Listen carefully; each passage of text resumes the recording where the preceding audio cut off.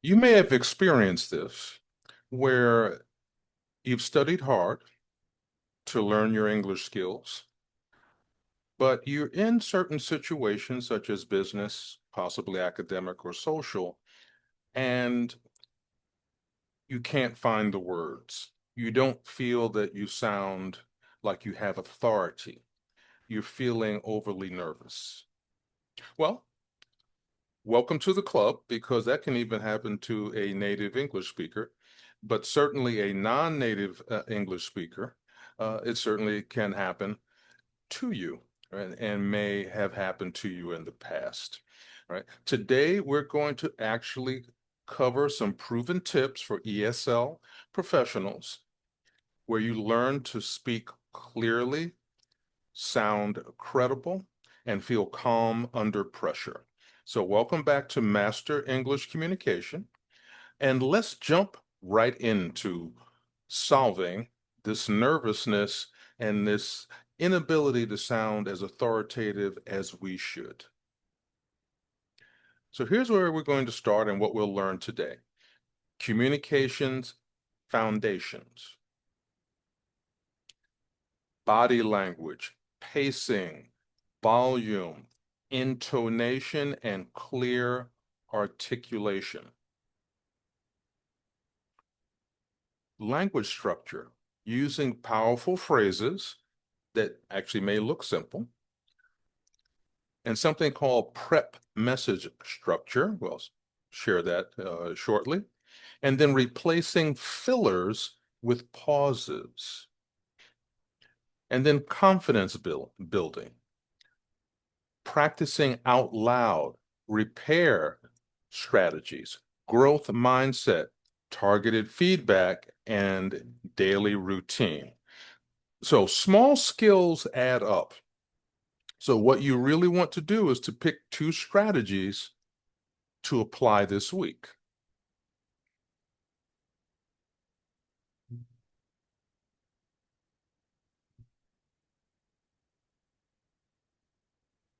First up, stand tall. Body language is key. Confident posture, steady eye contact, signals credibility before you speak. So how you look is part of your message. Shoulders should be relaxed and at chin level. Gestures are open and purposeful. Avoid fidgeting. Show calmness. Have a grounded stance. It will help you feel calm and sound confident and send that message to your audience. So you want your feet flat on the ground. You want to have a breath before you start talking. You want to lengthen your spine and roll your shoulders back. You want to own your pace and volume. Right? You don't want to go too fast. You want to have control with pauses. So rushing or whispering can hide strong ideas and you lose the attention of your audience. So you want to aim for a moderate pace and clear, steady volume. So moderate pace. Give your words room to breathe. Speak without rushing. Clear volume. Project confidence through audibility. In other words, through being heard clearly. And strategic pauses. Pause at commas and periods, just as if you were reading, to breathe and guide your listeners. So here's the plan. First, align on the goals that you want to achieve when you speak.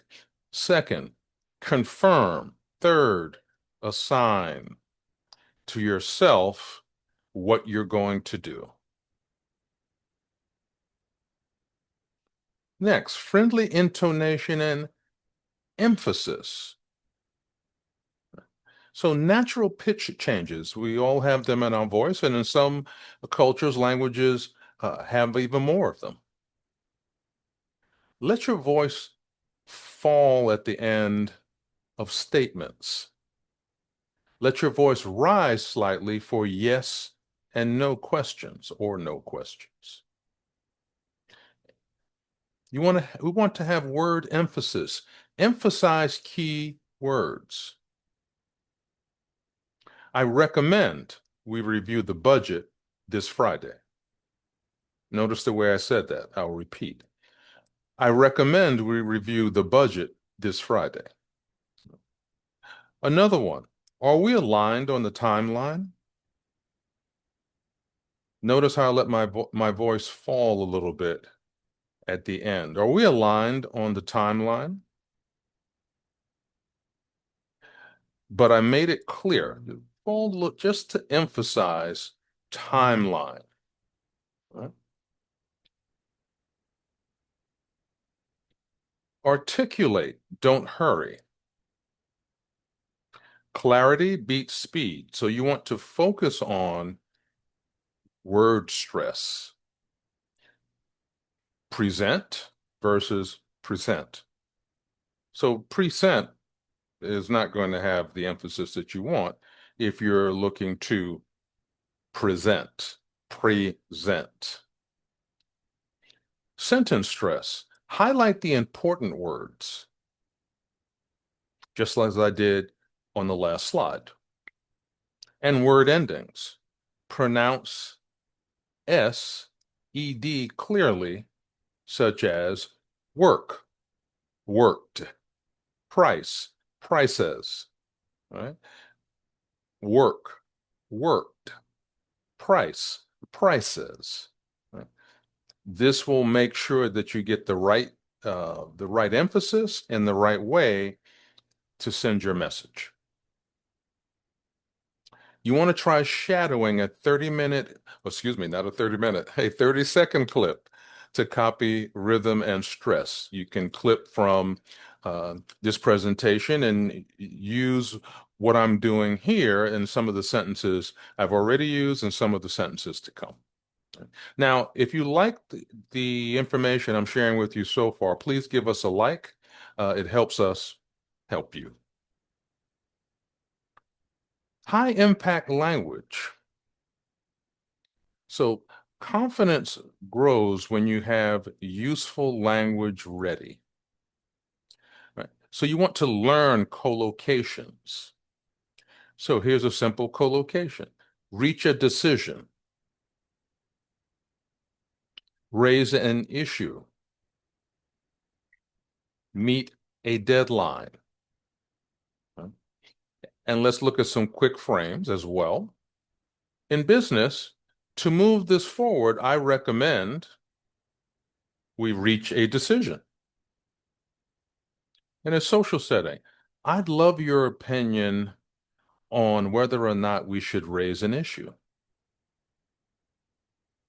An academic, the evidence suggests that we need to provide an additional 2 or 3 things to meet a deadline.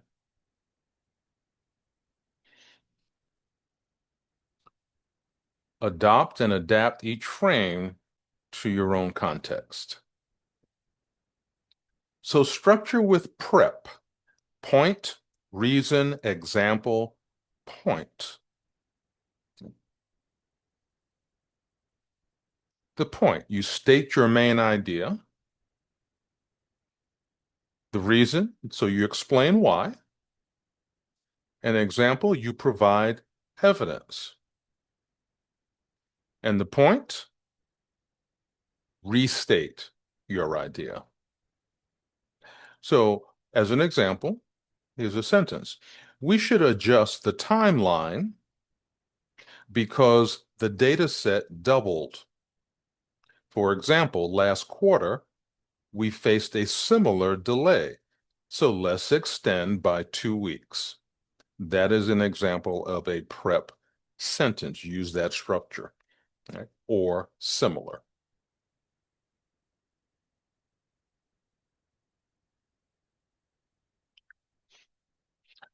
Practice out loud. So some of you might say, well, I don't like my voice. Well, get over it because it's the only voice you have. So you want to practice out loud. So I'm giving you an example of how to do that. We can use the 3 by 3 drill. Have 3 sentences. They could be from a presentation, or you could make them up, or they can be from anywhere, an article, a book, or something. Repeat them 3 times and do it 3 days in a row.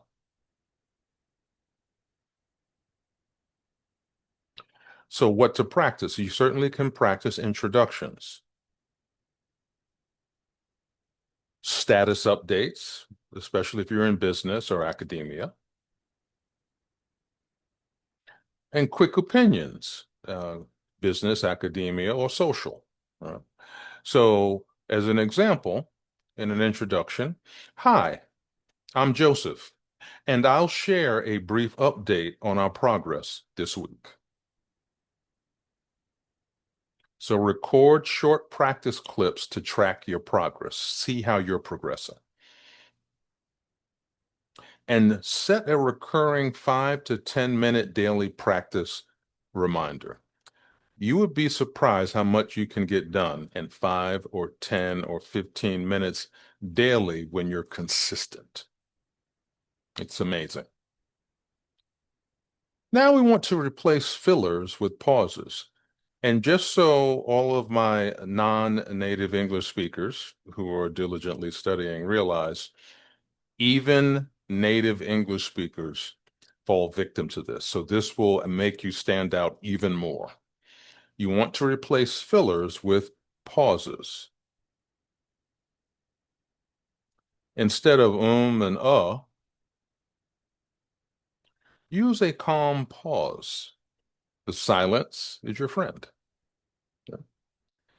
Or have a professional bridge phrase.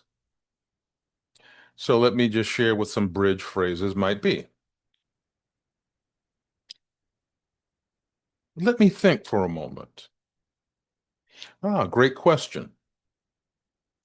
Just to clarify, right? These are bridge phrases. So instead of going and you're using these phrases. Makes you sound much more authoritative, right? You're introducing your answer in a professional way.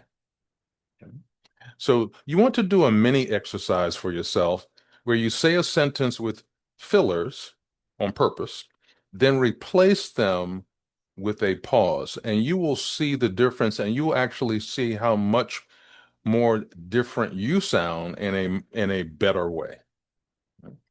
And one last example sentence. Instead of or instead I will say, let me think for a moment. Thank you. My view is that we prioritize quality over speed. See the difference of not starting with or.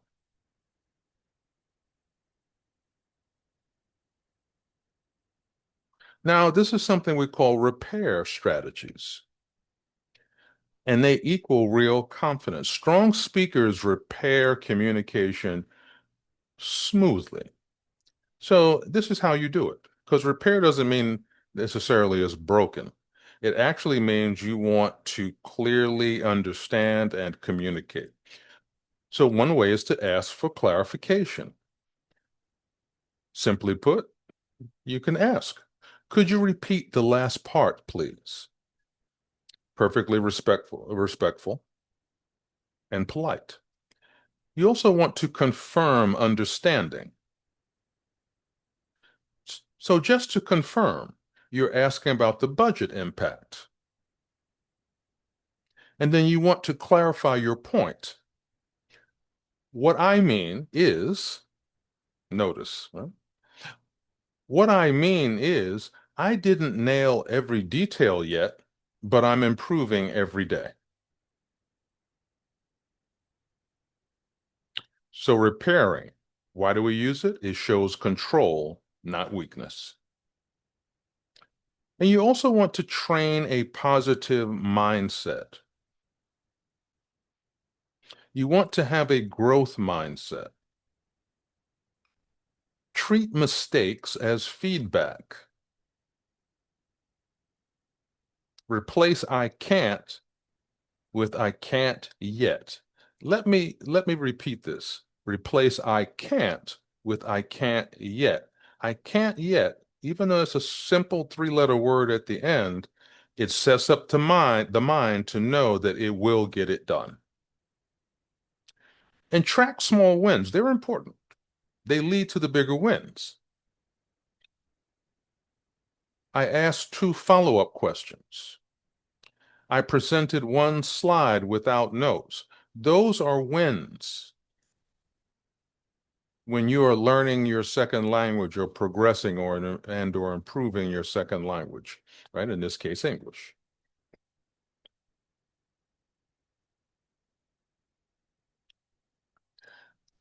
Also, don't be afraid from people you have a relationship with who you know that will give you positive and or objective feedback. Ask for specific feedback. Request precise input. Was my pace clear? Which sentence sounded more natural or most natural? And have a mini checklist. How was my posture? How was the pace? Were the right key words or phrases stressed? Was my main point clear? And share this checklist with a peer or mentor so you can get targeted feedback. So here's a 10-minute daily routine.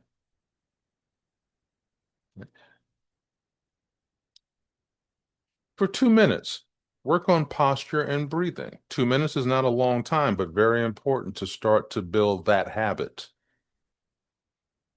And then for 3 minutes, pronunciation, endings, and stress. Go back and review the part that I did earlier in this presentation on endings and stress.